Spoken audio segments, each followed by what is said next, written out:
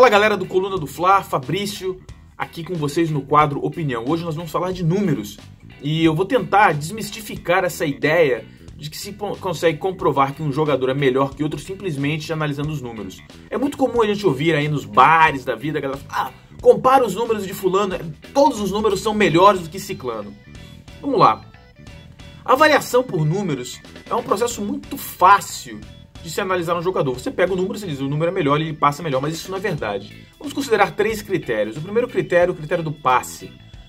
Zagueiros, por exemplo, têm um grau de dificuldade muito baixo nos passes. Eles passam de lado ou eventualmente até para trás para o goleiro. Esta é a razão pela qual os zagueiros têm o número, a porcentagem de passe, de acerto de passe muito mais alto do que o meio atacante, que faz bolas, coloca bolas enfiadas, em diagonal.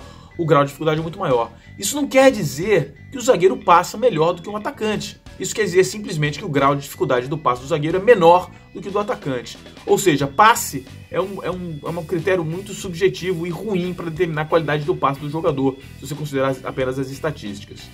Desarmes. Desarmes é a mesma coisa. Na marcação atual, os times jogam em zona ou zona mista. E sempre, ou quase sempre, é um jogador mais preparado e designado para dar o primeiro combate. Acontece o seguinte, o jogador dá o primeiro combate, se o atacante consegue driblar, é muito mais favorável para o jogador que está fazendo a flutuação, ou seja, que está a 2 metros de distância daquele movimento, de desarmar o jogador adversário. É o primeiro drible, todo mundo consegue dar o primeiro drible, e o segundo drible é mais complicado. Esta é a razão pela qual alguns laterais, por exemplo, têm um número de desarme muito alto, mesmo sem serem bons marcadores. Por quê? Porque eles estão fazendo a flutuação sobre os volantes. Isso acontece com muita frequência. Outras são cruzamentos. Não dá para comparar, por exemplo, a dificuldade de um cruzamento da intermediária, ou seja, entre a área e o meio-campo, aquela parábola levada à área. Não dá para comparar a dificuldade desse movimento, por exemplo, com um lateral que leva a bola até a linha de fundo, faz um cruzamento com o peito de pé sofrendo marcação, perto da linha de fundo. Não dá para comparar. O cruzamento, o que seria um cruzamento certo? Que atinge o jogador do seu próprio time? Que chega até o jogador do seu próprio time? Se você conseguir fazer isso na intermediária, ou seja, você dá aquela parábola, aquele chuveirinho na área e você acerta o jogador do seu time, a possibilidade do jogador do seu time colocar a bola para dentro do gol é mínima, é inefetiva. Por quê? É uma parábola, é uma bola devagar, os zagueiros estão voltados de frente para a bola, é muito fácil de marcar.